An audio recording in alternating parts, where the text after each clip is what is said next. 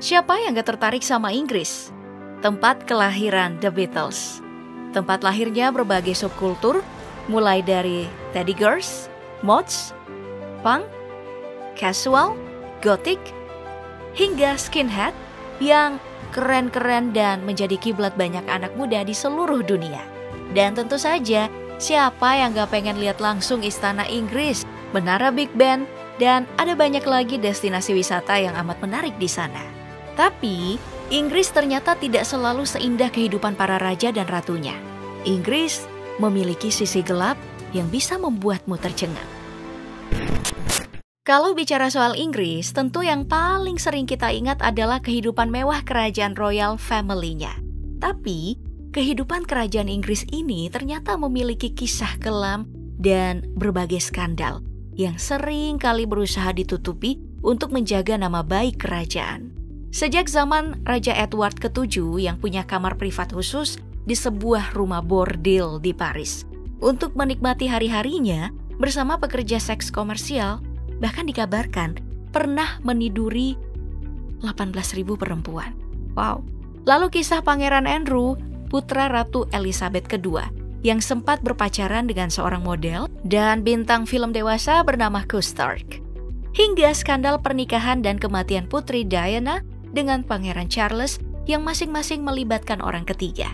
Namun, ada satu skandal yang paling mencuri perhatian warga Inggris baru-baru ini.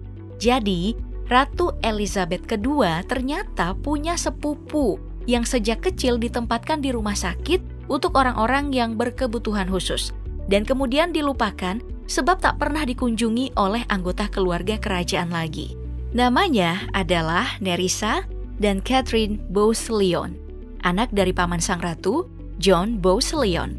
Keduanya punya kondisi genetik langka yang membuat mereka kesulitan untuk belajar, sehingga mereka harus menghabiskan waktu mereka seumur hidup di rumah sakit Earthwood dan tidak pernah mendapatkan bantuan dari kerajaan kecuali untuk biaya rumah sakit.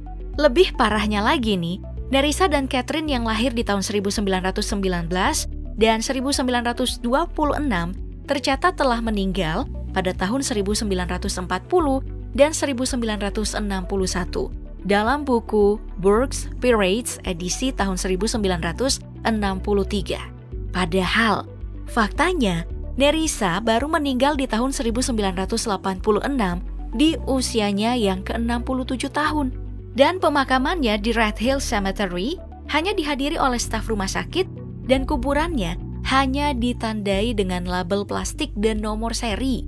Sedangkan Catherine baru meninggal dunia di tahun 2014 lalu di usianya yang ke-87 tahun.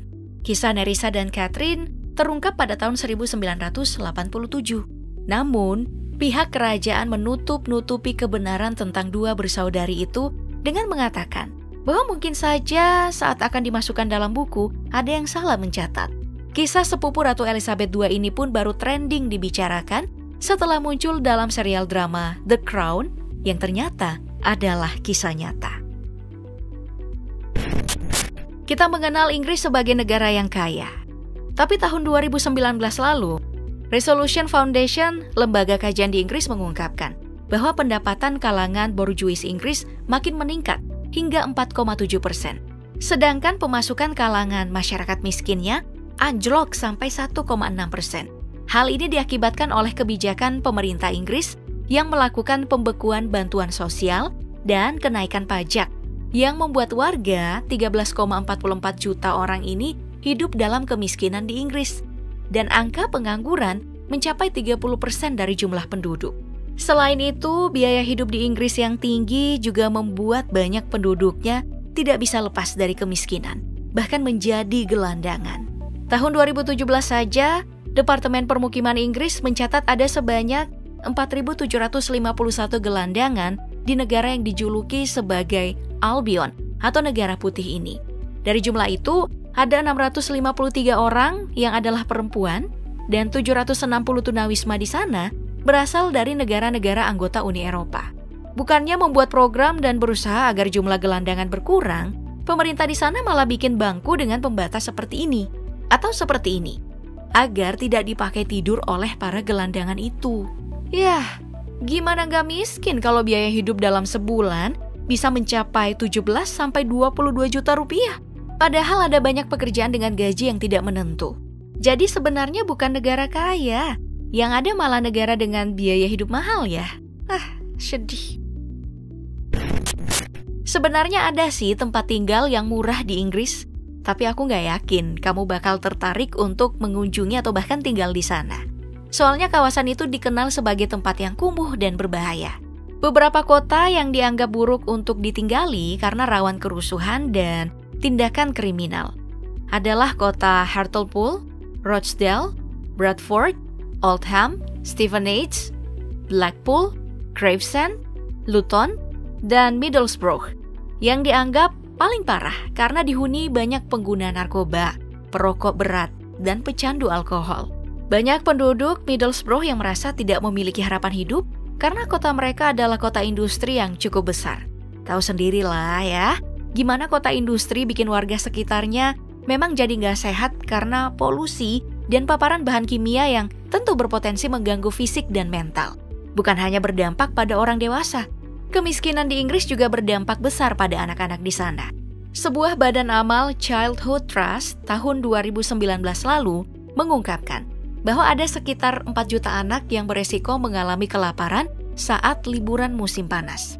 Anak-anak miskin di Inggris ini sampai harus mencari makanan di tempat sampah dan bahkan makan tisu toilet karena orang tua mereka tuh nggak mampu memberi makan dan itu dilakukan untuk menahan rasa lapar mereka.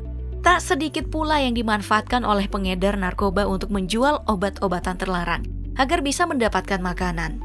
Duh, miris banget ya. Intinya, di dunia nyata, kehidupan Inggris itu pada keras-keras, jangankan cari duit. Dilansir dari independent.co.uk, mengungkapkan bahwa sangat sulit mencari teman di Inggris. Hasil survei mengungkapkan bahwa 4,7 juta orang di negara asal Mr. Bean ini tidak memiliki teman dekat sama sekali. Profesor Robin Dunbar, seorang antropolog dan psikolog evolusi dari Universitas Oxford, percaya bahwa fenomena kurangnya teman dekat di Inggris telah berkembang selama 60 tahun terakhir.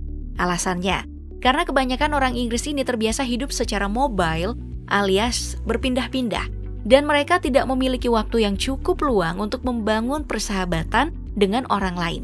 Padahal, hubungan persahabatan dianggap salah satu aset yang bisa membantu kita melewati saat-saat baik dan buruk.